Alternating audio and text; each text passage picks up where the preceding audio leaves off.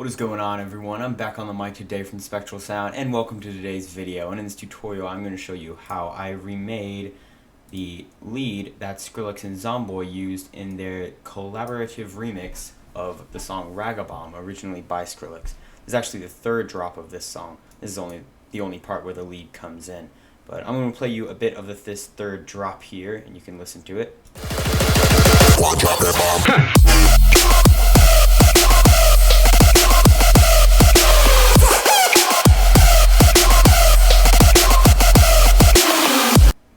Alright, so you hear the lead that's playing right there, and it's a very popular lead among trap music today. It's used by a lot of big artists. So when I got this request, I knew basically, not exactly, but basically how it was made, because this technique is actually extremely simple. But I'm going to play you my little remake of the lead right here so you can have a listen.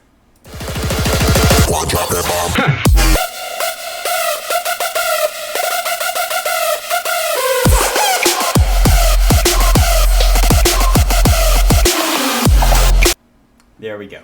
So this lead is used in many songs, as I've said, and there is some pitch bend modulation here, but that's super simple. Like, it's nothing. You don't even have to change anything in Serum. All you have to do is automate this little pitch bend knob right here, and it's just 2 semitones. Like, it isn't anything special. But if you want the MIDI, then here's the MIDI. You can see what I got right here. This is 200 BPM, so it's super fast. It's either 200 or 100. And this seems like a fast-paced song, so I just chose that. It's whatever. But it's just the same note all the way, and then it just goes down a few semitones from the F to the C here. And I'm using the pitch bend where you see it right there. Alright, so aside from that, the post-processing is boosting the high end right there. That's all it is. I could have used this. I realize that now, but whatever. You know, it's whatever. Easy stuff. The main sound is completely Serum.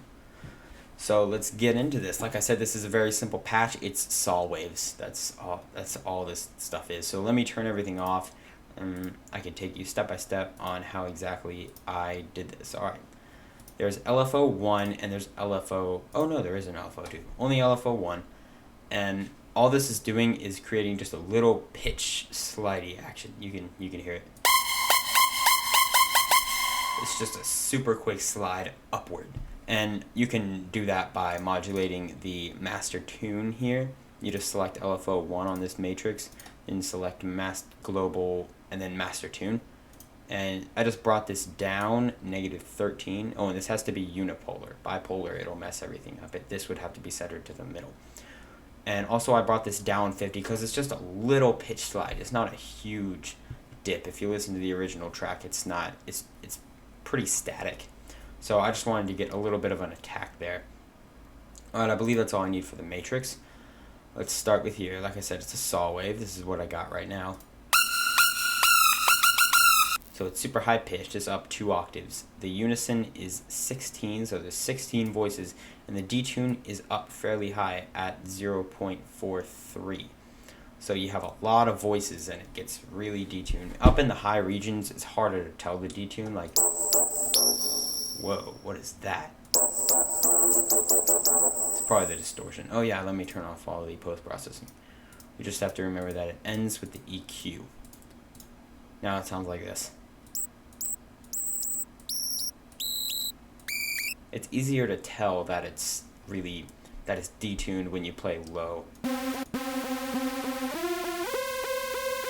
That's very detuned, and that's what we want to get that screechy sound. And the level here is at 50% because I'm going to do another one that's lower that is the main body of the sound. This is just affecting. Oh no! Please don't crash, FL. Okay, thank you. FL hasn't crashed so far in my videos. Try to keep it that way. Alright, so a lot of detune. The blend is just 75%. That's normal. For oscillator B, it's basically the same thing except it's only up 1 octave, so it's not quite as high. Detuned again is 16. The detune is even higher for this one. It's 0.7. And so it's a big detune sound right there. And the level for this one is all the way up because it is the main body of the sound. Now we have this. There we go. We're getting really close. Alright, now let's turn on the sub. All this is, I'm not using it as an actual sub because there is no sub bass to this patch. At least, well, there's an 808 in this. If it were like dubstep or something, then there probably would be a sub under it, but there's an 808 for this one because it's trap music. So this is going to be a saw wave. We're going to put it up and direct out, because all we want to do with this is we just want there to be just a really fast, right in the center. We want there to be something holding the sound together and not completely detuned and distorted and spread and all that. So this is all that is doing, and it's really not high at all. It's just 50%, and we're modulating with LFO1. It's going down 50. So it goes from 0 and slides up. You get that initial attack of the detune, and then you get more power to the sound when it bumps back up there. So this is what we got now. I'm going to play this, and I'm going to turn off the sub so you can hear how it works.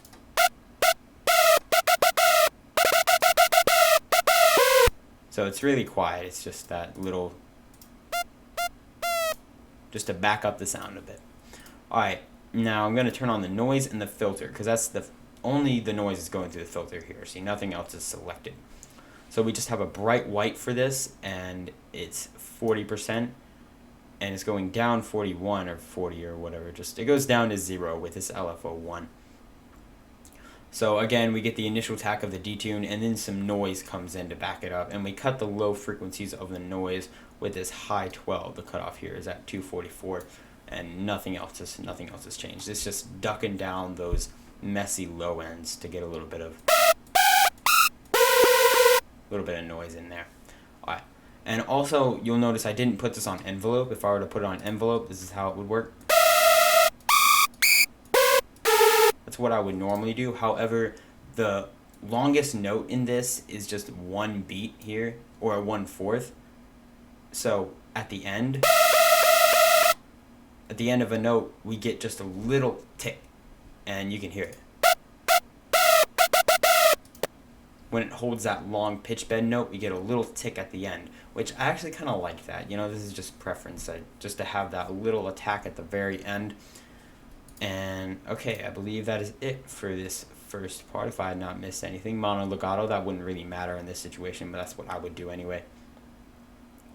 So okay, awesome. Let's go into the effects. Let's add some distortion to really, gritty this sound up.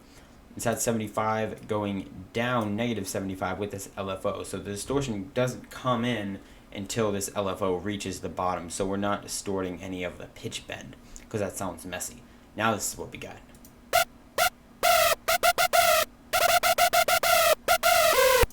Yeah, it's really messy, especially in the low end. So now we're going to clean it out. Let's add a chorus. The rate is very low, 0.01. Really low delay, 0.0, and for both of them, it's pretty dang low. For this one, it's 0.3. The depth is high. It's 20 milliseconds, but the feedback is only at 10%. Low pass filter all the way up. We want to get all those screechy frequencies in here.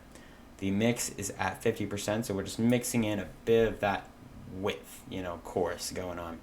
For the phaser, now this sound doesn't sound like it has a phaser on it. However, what I use this phaser for is to just highlight certain frequencies, because this, I don't know, it's just a way to kind of sculpt the sound. So the rate is all the way down. The depth is also all the way down. The feedback, I just placed it at 284 hertz, and the feedback is at 80%, and the phase is normal. Now I just mix this in a little bit, because this is with it fully mixed in. Now those where I could just kind of highlight those frequencies that I wanted to boost, and this is with no phaser. Now we're going to put it at 50% to just mix that in. It's hard to hear, but it matched the original track the way that I thought it did, to just boost those certain frequencies. Now for the hyperdimension, I have just a little bit of mix going on here. The size for this is all the way down, and I have the mix knob here at 100, going down -100 with LFO. So there's no stereo right when the original attack of the sound hits. So we get a nice sharp click, and then it goes into a really wide sound. And turning the mix all the way up is key to achieving that original sound, because a really big lead is super wide and huge. So that really helps to achieve that effect in the mix. Now for some reverb. Now what I've got in here is just a normal hall reverb. It's at 30% size and 4.1 second decay. Now the reverb sounds so much bigger when the compression is added because it comes before the compression. I'll get to that in a sec. Now the low cut is at 40%, just cutting those lower frequencies and cutting the very high frequencies too at 60%. The spin is 25 and the spin depth is 20 as normal. And for envelope 1, what I did here is I put the reverb at 30% and modulated it down -25 with envelope 1. So we only have 5% reverb when we're holding a note. If you can see that little dot, I don't know, you might have to full screen it, but you can see what it does. It goes way down there when I'm holding down a note, and then when I release it goes back up to 30% because there's a huge reverb tail on the sound. And a good way to achieve that reverb tail at the very end without messing up the rest of the sound is to do this sort of gating with the envelope and to add compression after the reverb. That's very important. So I have the threshold at -9.6 and the ratio 4:1. The attack and release and gain are all the same. You don't have to mess with those. But I just positioned these bands according to how I thought it sounded good. I turned on multi-band there. And now this is going to compress the reverb instead of the reverb reverbing whatever was compressed. So you can hear this. As soon as I release it, just goes boom, it comes back to really create that big room sound that the original track had. And I've used this before. I don't use it a lot, however, especially in these situations when you're doing trap, it comes in really handy. For the EQ, which is our last effect, you can hear I had a lot of, muddiness in the low ends. There was a lot of ugly stuff down there. So I just put on a shelving EQ and bumped the gain all the way down -15.2. And the Q factor is at 83%. So we get just a little bit of a peak at the top there. And for the frequency, it's at 223 hertz. So that just keeps in check those really weird low frequencies we don't want. And now I have a peak right here. The gain is going up 6.1 and the Q factor is at 35%. The frequency for this one is right in the middle at 78.2. 782. That would be really low if it was 78.2. That's just boosting the mid frequencies, and because it had a lot of sharpness in the mid section in the original track. So that's what I was kind of doing. And that's also why I had to add this EQ, because that boost in the mid frequencies made the high end sound really dull. So that's all I was doing here. Most of what I do in the effects section here, I wouldn't do if I was making this lead over again. All I was doing was making it sound like the original track. Like normally I wouldn't do this whole phaser thing, and I wouldn't do all this weird EQ stuff. I just, high pass it a bit. But I'm just doing it to make it sound as much like the original sound as possible because that was what was requested of me. So here we have our sound right next to the original sound.